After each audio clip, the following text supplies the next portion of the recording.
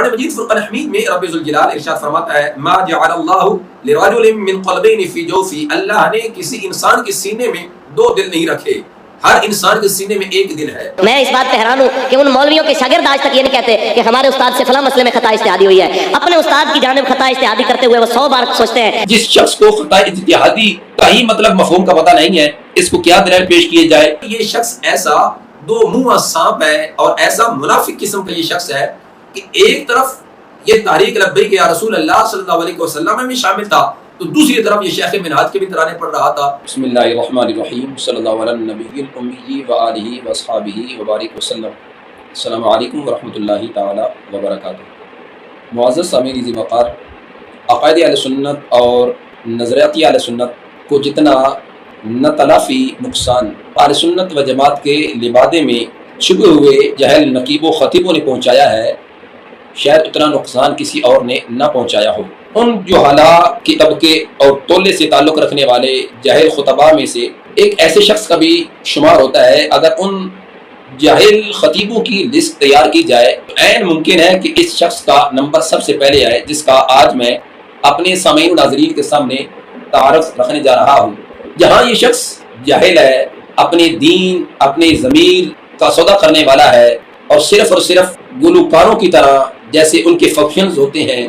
اور وہ ان کا ریٹ طے کرتے ہیں، اسی طرح اس شخص نے بھی آج تک ان کا امیر کا سودا کیا، عوام اہل سنت کی خون پسینے کی کمائی بٹورتا رہا اور اپنے بیانات بیچتا رہا، اور پھر اس کے پروگرامز ایسے بھی ہوئے ہیں کہ جہاں اس نے ایڈوانس عوام اہل سنت سے پیمنٹ تو منگوائی مگر اس پروگرام میں یہ نہیں پہنچا۔ اگر پہنچا بھی ہے تو 15-20 منٹ گفتگو کرنے کے بعد اس نے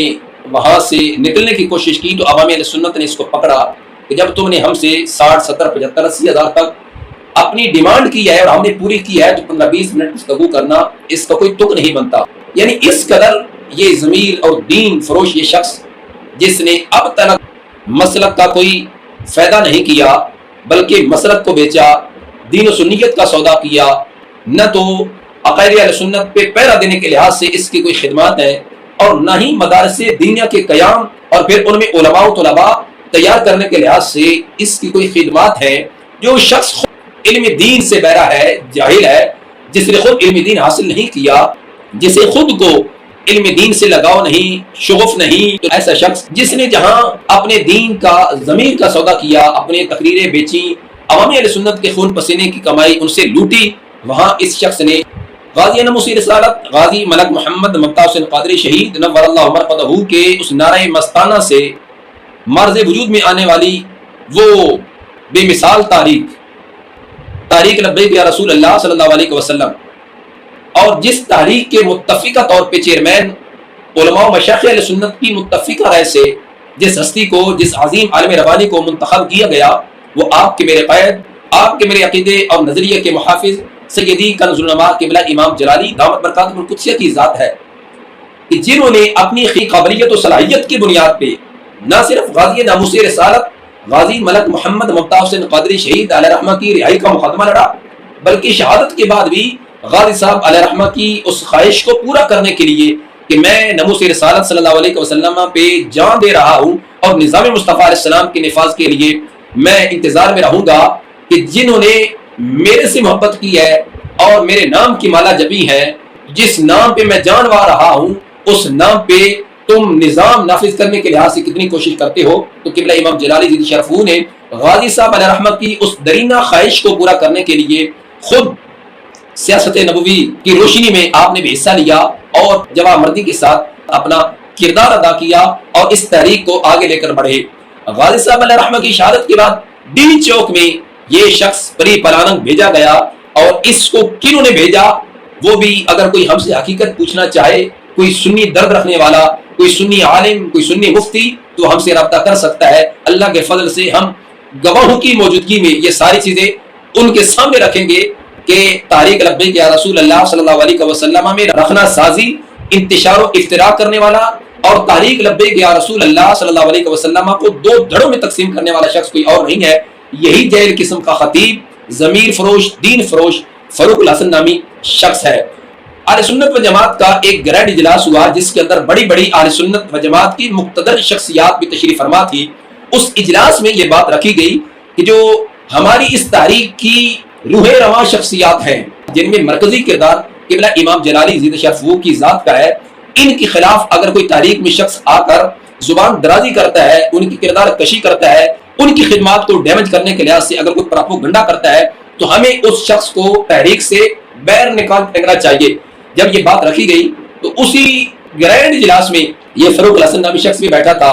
اس کے لحاظ سے بات کی گئی کہ اس شخص نے قبلہ امام جلالی ضد شرف کی ذات کے لحاظ سے یوں باتیں کی ہیں اور فلاں فلاں بندے سے کی ہیں۔ اس شخص نے اسی اجلاس میں بیٹھ کر حضرت مولانا صاحبزادہ مفتی حامد مصطفیٰ جلالی صاحب دامت برکاتہ القدسیہ مبلغ تاریخ صراط مستقیم پاکستان، انہیں فون کر کے ان سے کہا کہ جی میں نے کب آپ سے قبلہ امام جلالی ضد شرف کی ذات کے لحاظ سے کوئی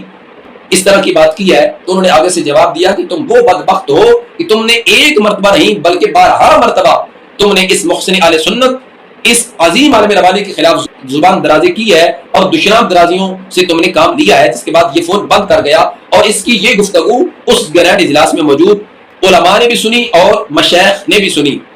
چاہیے تو یہ تھا جب یہ چیز ثابت ہو گئی اس شخص کو تحریک سے باہر نکال پھینک دیا جاتا، مگر بدقسمتی سے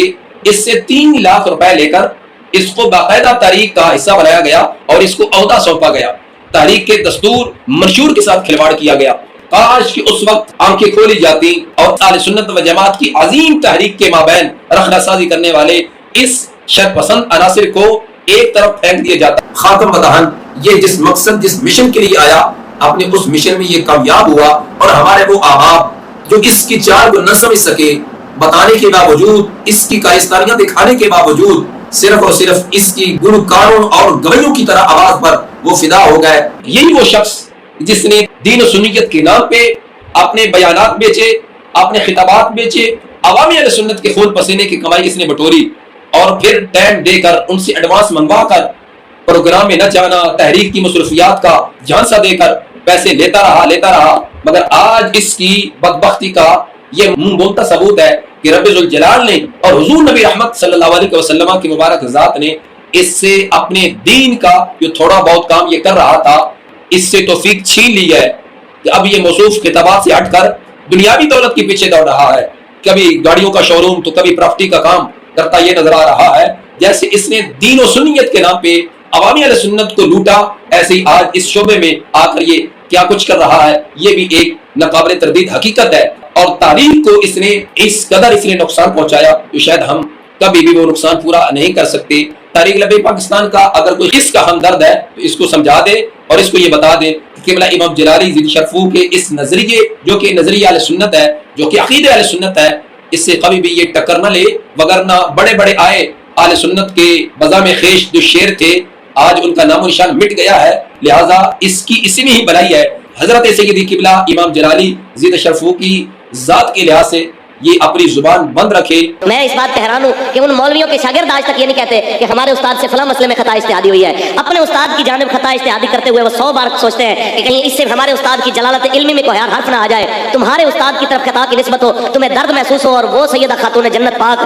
قیامت کی صبح تک جتنی عورتیں بھی آئیں گی اور جنت میں جائیں گی سیدہ پاک کی غلامی کا دم بھر کے جائیں گی، اس کے بغیر جا نہیں سکتے۔ تو آپ ان کے بارے میں باتیں کریں، آپ کو کس نے اختیار دیا ہے؟ اوقات کیا ہے آپ کی؟ کیا آپ کے وہ پیالے جتنی عقل ہے آپ کی؟ جس شخص کو خطا اجتہادی کا ہی مطلب مفہوم کا پتہ نہیں ہے، اس کو کیا دلائل پیش کیے جائے، اس کی گفتگو کا دلائل کی روشنی میں کیا رد کیا جائے؟ میں اسے زیادہ اس پہ کلام نہیں کروں گا، نہ اس کی کوئی حیثیت ہے۔ اللہ تعالیٰ اس قسم کے جاہل خطیبوں، نقیبوں سے اور نوٹ خوروں سے اہل سنت و جماعت کو چھٹکارا نصیب فرمائے، اور اس قسم کے جتنے بھی اہل سنت کے لبادے میں اپنی دنیاوی حرص و ہوس دولت کی صورت میں پوری کر رہے ہیں، اللہ ان کو ہمیشہ کے لیے دنیا کے پیچھے لگا دے اور ساری زندگی وہ دنیا کو حاصل کرنے کے لیے مارے پھینکتے رہے اور کبھی ان کی پوری نہ پڑے۔ اللہ اہل سنت و جماعت کو عروج غلبہ نصیب فرمائے اور ہمیں دین سنیت پر استقامت اور دین و سنیت کے غلبہ کے لیے ہر وقت کوشاں رہنے کی توفیق رفیق نصیب فرمائے۔ وما توفیقی الا باللہ۔